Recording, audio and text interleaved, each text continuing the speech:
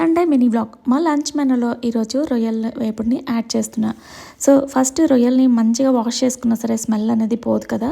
2-3 సార్లు అయితే వాష్ చేసుకున్నాను. తర్వాత నిమ్మకాయ, ఉప్పు, పెరుగు, పసుపు యాడ్ చేసి మంచిగా మిక్స్ చేసుకోవాలి.